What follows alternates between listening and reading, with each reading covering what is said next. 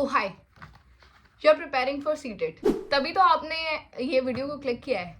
Welcome to the job नामा।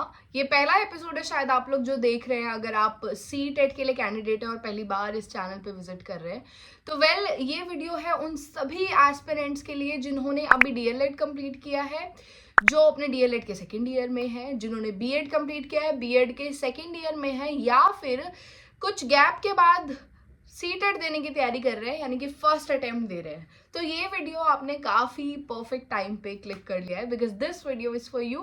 इस video में हम उस बुक की बात करेंगे जो आपको शुरुआत कराएगी साइकोलॉजी की। अगर आपको साइकोलॉजी से डर लगता है, अगर आपने साइकोलॉजी आज तक पढ़ी ही नहीं है, या फिर पढ़ी है तो अपने डीएलएड के लेक्चर में पढ़ी है जो कि हमने ढंग से सुना नहीं है, या फिर हमने ओपन से डीएलएड करी है। बहुत सारे ऐसे कैंडिडेट भी तो होते हैं, बहुत सारे नहीं, शायद मैक्सिमम ऐसे वाले होते हैं दिल्ली डाइट के, हरियाणा डाइट के, या फिर जो रेगुलर डाइट्स वाले हमारे बच्चे होते हैं वो थोड़े से कम होते हैं, मैक्सिमम बाहर वाले होते हैं, बट सिलेक्शन भी बाहर वालों का ही होता है, राइट। तो उसके लिए आपको ये बुक जिसको मैं बताने जा रही हूँ, इस बुक का नाम है एसके मंगल। नाम तो सुना होगा बट पढ़नी जरूरी है।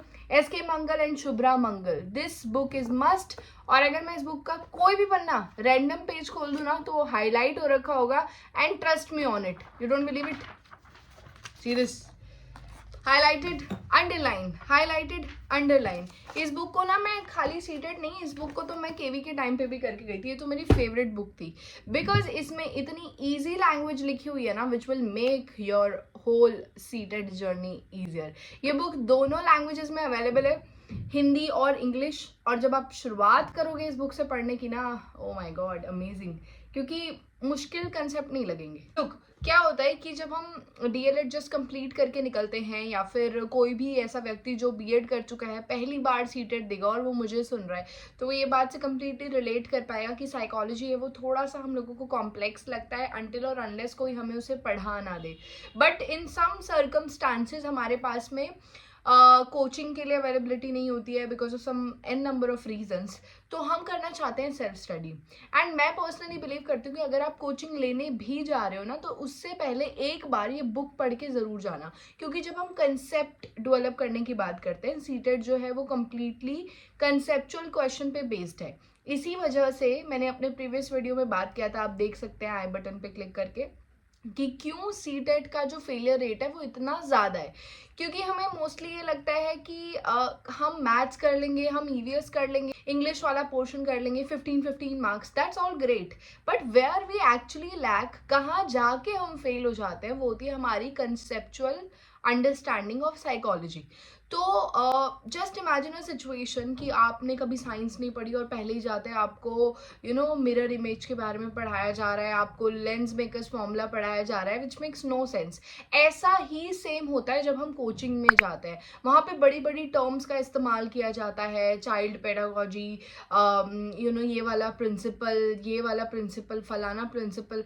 तो जिसने खुद से नहीं पढ़ा है ना, वो हो जाता है वहाँ पे जाके कंफ्यूज, और उसको लगता है कि सीटेट से बड़ा डिफिकल्ट एग्जाम तो दुनिया में कुछ है ही नहीं, विच इज़ रॉन्ग, क्योंकि ये एग्जाम आपकी लाइफ का पहला एग्जाम है।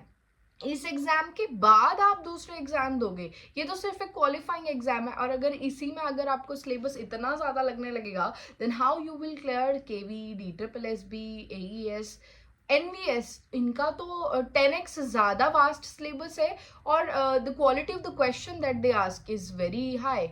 तो इसके लिए इतना सब जो मैंने आपको बताया वो इसीलिए बताया कि ये पेपर टफ ना लगे, उसके लिए सबसे इम्पॉर्टेंट है सेल्फ स्टडी करना। और ये बुक शुरुआत करने के लिए बेस्ट है। आप इस बुक को देखोगे ना, तो मैंने तो हाईलाइट भी किया हुआ है, मतलब like if you can see on the screen, तो मैं पढ़ती थी इसको, and that's how I cleared this exam, सिर्फ एक इस बुक की वजह से। मैंने कोई कोचिंग नहीं ली थी, this was the only thing that I read.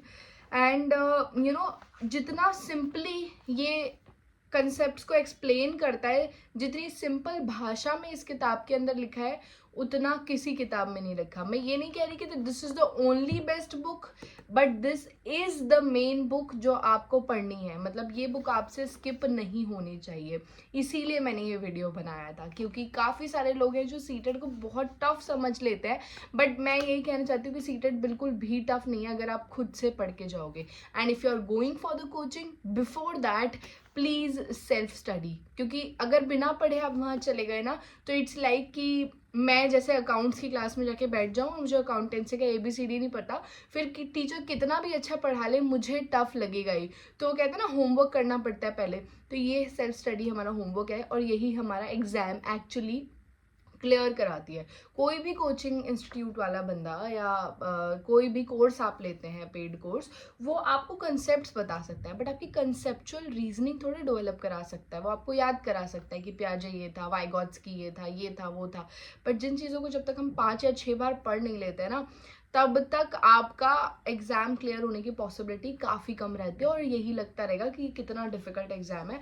But if you believe in me, then ये बिल्कुल भी डिफ़िकल्ट एग्ज़ाम नहीं है। मैं ऐसे कई सारे लोगों को पॉडकास्ट पे लाने की कोशिश करूँगी जिन्होंने जेन्युइनली 1 गो में एग्ज़ाम क्लियर किया है, और खुद से पढ़ के किया है, और होता है लोगों का। You should, and I must say that you have to have faith in this one thing. हाँ, आपने क्या देखा? This is Jobnama. For more such videos, you can subscribe to the channel, and I'll meet you in the next video. Till then, keep preparing, keep hustling. Bye bye.